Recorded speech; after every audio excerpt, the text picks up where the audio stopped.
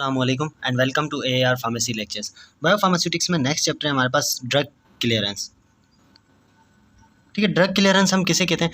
Drug clearance हमारे पास ऐसा process है जिसमें रिमूवल ऑफ द ड्रग होती है। ठीक है, अब अगर हम इसकी थ्योरेटिकली डेफिनेशन देखें तो स्पेसिफिक अमाउंट ऑफ ब्लड हमारे पास या फ्लूइड जिसके अंदर ड्रग मौजूद होगी वो क्लियर होती है पर यूनिट टाइम। मतलब हमारे पास ड्रग कितनी जो है स्पेसिफिक फ्लूइड में से रिमूव हो रही है पर यूनिट टाइम, उसे हम कहते हैं ड्रग क्लियरेंस। या अगर हम देखें प्रैक्टिकली इसकी क्या डेफिनेशन हो सकती है, ये रेशो है हमारे पास rate of elimination of drug. ठीक है, रेट ऑफ एलिमिनेशन कितना है और साथ में जो है प्लाज्मा कंसंट्रेशन। ठीक है, इन दोनों का रेशो है हमारे पास ड्रग क्लियरेंस। मींस प्रैक्टिकली क्या डेफिनेशन होगी, ratio of rate of elimination of drug पर प्लाज्मा कंसंट्रेशन, तो उसे हम कहते हैं ड्रग क्लियरेंस। तो अगर हम इसका फार्मूला देखें तो ये हमारे पास बन जाएगी DDE/dt। अब ये हो गया हमारे पास जो है रेट ऑफ एलिमिनेशन, ड्रग जो हमारे पास एक्सक्रीट हो रही थी उसमें चेंजेस और जो है टाइम कितने यूनिट टाइम में, साथ में जो है प्लाज्मा कंसंट्रेशन से हम इसको डिवाइड कर देंगे तो ये हमारे पास बन जाएगा ड्रग क्लियरेंस। तो ड्रग क्लियरेंस का फार्मूला क्या है, rate of elimination divided by plasma concentration. अब इसको अगर हम ओपन करके लिखें ये क्रॉस मल्टीप्लाई हो जाएगा, DDE/dt बराबर हो जाएगा क्लियरेंस इंटू CP। ठीक है, ये हमारे पास क्रॉस मल्टीप्लाई हो गया, दूसरी तरफ चला गया तो डिवीजन से मल्टीप्लाई हो गया। फिर इसके बाद हमारे पास DDE जो होता है ना, DDE/dt मतलब जो रेट ऑफ एलिमिनेशन है वो हमारे पास बराबर होता है K कांस्टेंट और DB हमारे पास जो ड्रग कंसंट्रेशन होती है ब्लड के अंदर उसके बराबर होता है। या जो है हमारे पास दूसरी क्या इक्वेशन होती है, CP की, drug concentration in blood divided by volume of distribution. ठीक है, अगर इसमें से हम DB की वैल्यू निकालें तो DB बराबर आ जाएगा CP इंटू VD। तो ये CP इंटू VD हम जो है इसमें जाके पुट करेंगे DB की जगह, तो हमारे पास रेट ऑफ एलिमिनेशन बराबर आ जाएगा K CP और VD। ठीक है, अगर इसको हम इक्वेशन नंबर 1 ले लेते हैं और ये इक्वेशन नंबर 2, तो जब हम इक्वेशन नंबर 2 को पुट करेंगे इक्वेशन नंबर 1 में, जो ये हमारे पास रेट ऑफ एलिमिनेशन था DDE/dt, उसकी जगह हम उसकी वैल्यू पुट करेंगे तो हमारे पास क्लियरेंस अब आ जाएगी K CP VD divided by CP। अब जो ये प्लाज्मा कंसंट्रेशन है ये इसको कैंसिल आउट कर देगी तो क्लियरेंस बाकी हमारे पास बचेगी K VD। ठीक है, फाइनल इक्वेशन हमारे पास क्लियरेंस की ये आ जाएगी। फॉर एग्जांपल हमें जो है एक प्रॉब्लम दी गई है कि ड्रग की क्लियरेंस है हमारे पास 15 ml पर मिनट। ठीक है, क्लियरेंस जब भी होती है ना ml पर मिनट या जो है ml पर आवर, इस तरह से होगा, मतलब इसका जो है वॉल्यूम डिवाइडेड बाय टाइम, इसमें यूनिट होगा हमारे पास। तो ड्रग की हमारे पास क्लियरेंस मिली है एक प्रॉब्लम में कि 15 ml पर मिनट है। ठीक है, और प्लाज्मा कंसंट्रेशन जो है हमारे पास ड्रग की 2 माइक पर ml है। अब दो चीज़ें हमें दी गई हैं और हमें मालूम करना है रेट ऑफ एलिमिनेशन। ठीक है, तो रेट ऑफ एलिमिनेशन हमारे पास हमें मालूम करना है। अब रेट ऑफ एलिमिनेशन की अगर हम इक्वेशन देखें, ये हमने जो निकाली थी DDE/dt बराबर होता है clearance multiply by plasma concentration. तो क्लियरेंस हमारे पास कितनी थी ड्रग की, 15 ml पर मिनट। ठीक है, मल्टीप्लाई कर देंगे 2 माइक पर ml जो हमारे पास प्लाज्मा कंसंट्रेशन है। अब ml को कैंसिल आउट कर देंगे तो बाकी हमारे पास रेट ऑफ एलिमिनेशन क्या बचेगी, 15 को 2 से मल्टीप्लाई करेंगे तो 30 माइक पर मिनट, ये हमारे पास हो गई रेट ऑफ एलिमिनेशन। और इसी से अगर हमें क्लियरेंस मालूम करनी हो तो क्लियरेंस को मालूम करने के लिए क्या होगा कि हम रेट ऑफ एलिमिनेशन को CP से डिवाइड करेंगे। Rate of elimination for example 30 था, 30 को CP प्लाज्मा कंसंट्रेशन 2 से डिवाइड करेंगे तो क्लियरेंस हमें 15 मिल जाएगी। तो इस तरह से हम जो है क्लियरेंस या हमारे पास रेट ऑफ एलिमिनेशन निकालना हो या प्लाज्मा कंसंट्रेशन निकालनी हो, तीनों हम इसी फार्मूला को यूज़ करके निकाल सकते हैं। ठीक है, इसके अलावा अगर हमें कहा जाए कि एक ड्रग है उसकी क्लियरेंस 15 ml पर मिनट है और उसकी वॉल्यूम ऑफ डिस्ट्रीब्यूशन जो है ना वो 12 लीटर है। तो इसका क्या मतलब होगा, मतलब टोटल जो हमारे पास 12 लीटर का मकसद है 12,000 ml, ठीक है। 12,000 ml में से हमारे पास 15 ml पर मिनट क्लियर हो रही है, ये हमारे पास कहलाएगी क्लियरेंस के, मतलब टोटल हमारे पास वॉल्यूम ऑफ डिस्ट्रीब्यूशन 12,000 ml थी, तो उसमें से क्लियरेंस हमारे पास 15 ml पर मिनट है, तो मतलब टोटल जो है उस 12,000 में से 15 ml पर मिनट क्लियर हो रही है हमारे पास। इसके अलावा हमारे पास elimination rate constant, elimination rate constant को हम के से डिनोट करते हैं, वो बराबर होता है के आर, मतलब रीनली जो एलिमिनेशन होती है उसका कांस्टेंट, हेपाटिक और प्लस अदर, ठीक है। जबकि क्लियरेंस हमारे पास बराबर होती है रीनल क्लियरेंस, हेपाटिक क्लियरेंस और प्लस में अदर रूट्स, ठीक है। जब भी ड्रग हमारे पास एक्सक्रीट आउट हो रही होती है तो वो रीनली एक्सक्रीट आउट भी होती है और साथ साथ जो है दूसरे रूट्स के थ्रू हेपाटिकली और जो है दूसरे रूट से निकलती है, तो इसीलिए हमारे पास क्लियरेंस आ जाती है बराबर होती है रीनली क्लियरेंस, हेपाटिक, और जब हम अदर रूट्स को कंबाइन करें तो वो हमारे पास क्लियरेंस बनती है। तो जब रीनल क्लियरेंस हमें निकालनी होगी तो वो बराबर होती है के आर मल्टीप्लाई बाय वी, ठीक है। इसके अलावा हमें हेपाटिक अगर क्लियरेंस निकालनी हो तो उसके लिए हमारे पास जो कांस्टेंट यूज़ होगा वो के एच मल्टीप्लाई बाय वी होगा, ठीक है। जबकि टोटल क्लियरेंस हमारे पास होती है के इंटू वी, ठीक है। और के की वैल्यू हमने ऑलरेडी निकाली थी, तो टोटल क्लियरेंस के लिए हमारे पास क्या हो जाएगा, के आर प्लस के एच प्लस अदर रूट जो तीनों हमारे पास थी मल्टीप्लाई बाय वी। तो इस तरह से हमारे पास जो है एलिमिनेशन रेट कांस्टेंट और क्लियरेंस निकल रही होती है। अब एक और एग्जांपल है हमारे पास कि एक हमारे पास पेशेंट है जिसका जो है टोटल बॉडी क्लियरेंस जो है वो हमने मालूम करनी है, ठीक है। पेशेंट, उसका वेट कितना है 70 kg, ठीक है। मेल पेशेंट है 70 kg का, उसका हमने जो है क्लियरेंस मालूम करना है। तो इसकी जो है हमारे पास एलिमिनेशन हाफ लाइफ जो है ड्रग की वो 3 घंटे है,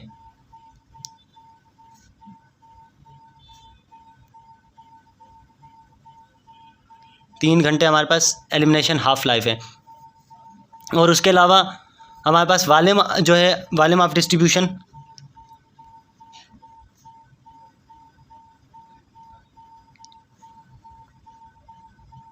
100 ml पर kg। अब हमें मालूम करनी है क्लियरेंस, ठीक है। क्लियरेंस हमें मालूम तो करनी है, मगर क्लियरेंस के लिए हमें क्या चाहिए होता है वी और के, तो के की तो हमारे पास वैल्यू है ही नहीं, हमें जो है एक हाफ लाइफ दी हुई है और दूसरा जो है हमें वॉल्यूम ऑफ डिस्ट्रीब्यूशन वी तो मिला हुआ है, हमारे पास के की वैल्यू नहीं है। तो के की वैल्यू निकालने के लिए हमारे पास फार्मूला होता है 0.693 डिवाइडेड बाय हाफ लाइफ। जब भी हम 0.693 को हाफ लाइफ से डिवाइड करते हैं तो ये हमारे पास के वैल्यू आ जाती है। तो हाफ लाइफ हमारे पास थी 3 घंटे, 3 से हम इसको डिवाइड करेंगे तो 0.231 आवर इन्वर्स आ जाएगा हमारे पास के की वैल्यू।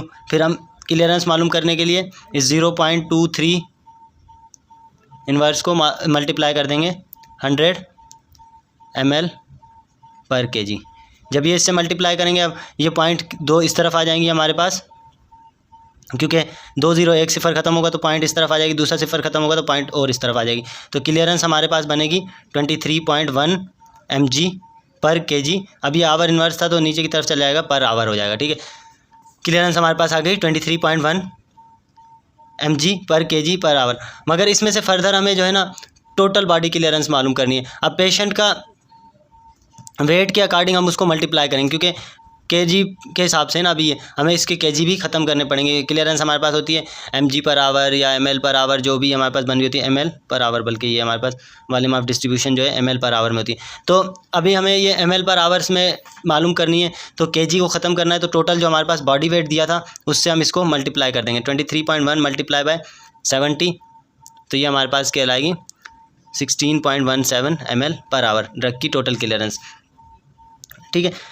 तो यहाँ तक हमारे पास ड्रग की क्लियरेंस निकल के आ गई इसमें से, मतलब हमने जो है पहले के की वैल्यू को फाइंड आउट किया, के वैल्यू को फिर जो है फार्मूला के अंदर पुट किया, क्लियरेंस आई तो वो हमारे पास आएगी ये ml पर kg इंटू आवर। अब उसमें से हमें kg को ख़त्म करना है, क्योंकि क्लियरेंस हम ऑलरेडी डिस्कस करके आए थे कि ml पर आवर हो, ml पर मिनट, जो भी है इस तरह के यूनिट हमारे पास आने चाहिए। तो फाइनली जब हमने उससे kg ख़त्म करना है तो हम उसको टोटल बॉडी वेट से मल्टीप्लाई कर देंगे। नेक्स्ट है हमारे पास रीनल क्लियरेंस, ठीक है। रीनल क्लियरेंस का मकसद क्या हुआ कि अब हमारे पास जो है ना ड्रग सिर्फ किडनी से जो निकल रही होगी, मतलब इसको कैसे डिफाइन कर सकते हैं, यूरिनरी एक्सक्रीशन रेट। जैसे प्रीवियसली हमारे पास रेट ऑफ एक्सक्रीशन था, उसको हम प्लाज्मा कंसंट्रेशन से डिवाइड कर रहे थे, मगर अब क्या करेंगे हम, यूरिनरी एक्सक्रीशन रेट को जब भी हम डिवाइड करेंगे प्लाज्मा कंसंट्रेशन से तो वो हमारे पास आ जाएगी रीनल ड्रग क्लियरेंस। मतलब जो एक फिक्स्ड अमाउंट ऑफ हमारे पास ब्लड या वॉल्यूम फ्लूइड की है वो क्लियर हो रही है थ्रू द किडनी, मतलब ड्रग की अब क्लियरेंस सिर्फ जो किडनी से हो रही है वो हमारे पास कहलाएगी रीनल क्लियरेंस। तो CLR हमारे पास बन जाती है एक्सक्रीशन रेट, वो किडनी वाला, और डिवाइडेड बाय प्लाज्मा कंसंट्रेशन। ठीक है, तो अब हमारे पास क्या हो जाएगा, पहले जैसे हमारे पास DDE अब था, अब ये आ जाएगा DU ड्रग इन यूरिन, क्योंकि अब सिर्फ जो है हमने किडनी वाली एक्सक्रीशन देखनी, डिवाइडेड बाय DT सेम रहेगा और CP सेम रहेगा। सिर्फ हमारे पास जो है DE की जगह जो टोटल एक्सक्रीशन थी उसकी जगह आप जो है सिर्फ यूरिन के अंदर जो एक्सक्रीशन हो रही है वो आ जाएगी। तो क्लियरेंस हमारे पास बन जाएगी, क्लियर ये उस तरफ चल जाएगा, मल्टीप्लाई हो जाएगा, क्लियरेंस इंटू CP हमारे पास आ जाएगा DDU/DT क्रॉस मल्टीप्लाई के बाद। तो रीनल क्लियरेंस हमारे पास बन जाएगी QU into CU divided by CP। QU बराबर है हमारे पास वॉल्यूम ऑफ यूरिन और CU बराबर है हमारे पास वॉल्यूम ऑफ यूरिन, CU बराबर है कंसंट्रेशन ऑफ यूरिन। ठीक है, और CP हमारे पास जो ब्लड प्लाज्मा कंसंट्रेशन होती है वो। तो मैकेनिज़्म अगर हम देखें रीनल क्लियरेंस के मुख्तलिफ मैकेनिज़्म है, तो 3 टोटल हमारे पास जो है नेफ्रॉन साइड पे मैकेनिज़्म इन्वॉल्व होते हो रीनल क्लियरेंस के लिए। सबसे पहला फिल्ट्रेशन। ठीक है, फिल्ट्रेशन का मकसद मतलब सिंपली जो है ड्रग वो आई और फिल्टर आउट हो गई। इसके अलावा एक्टिव सिक्रीशन। एक्टिव सिक्रीशन का मकसद क्या होता है कि एक्टिव सिक्रीशन मतलब कोई भी कैरियर या ट्रांसपोर्टर होंगे उनकी मदद से जो है ना ड्रग वो किडनी में आ रही होगी, वहाँ से एक्सक्रीट आउट हो रही होगी ट्रांसपोर्ट होके, मतलब उसको एनर्जी भी रिक्वायर्ड होगी और ट्रांसपोर्टर्स की भी नीड होगी, तो वो हो जाती है एक्टिव सिक्रीशन। इसके अलावा तीसरा हमारे पास रीएब्जॉर्प्शन। रीएब्जॉर्प्शन मतलब कि ड्रग जो है वो वापस बार बार रीएब्जॉर्ब हो रही होती है। तो अब हमें इसका कैसे अंदाज़ा हो कि ड्रग जो है किस मैकेनिज़्म के थ्रू निकल रही है, फिल्ट्रेशन के थ्रू जा रही है, एक्टिव सिक्रीशन हो रही है ड्रग की, या रीएब्जॉर्प्शन हो रही है। तो इसके लिए जो है ना हम एक टेस्ट परफॉर्म करते हैं और स्टैंडर्ड के तौर पे हम इन्यूलिन को यूज़ करते हैं। ठीक है, वो जो है सिर्फ फ़िल्टर आउट हो रही होती है, ना सिक्रीट होती है, ना एब्जॉर्ब हो रही होती है हमारे पास किडनी से इन्यूलिन। ठीक है, इन्यूलिन की मदद से जो है हम टेस्ट परफॉर्म करते हैं।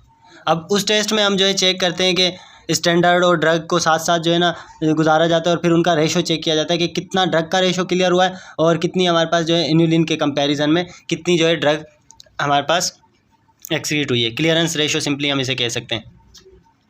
क्लियरेंस रेशो में क्या किया जाता है कि रेशो देखा जाता है ड्रग का और किससे, जो हमारे पास इन्यूलिन की कंसंट्रेशन या क्वांटिटी क्लियर हो रही है, उन दोनों का रेशो देखा जाता है।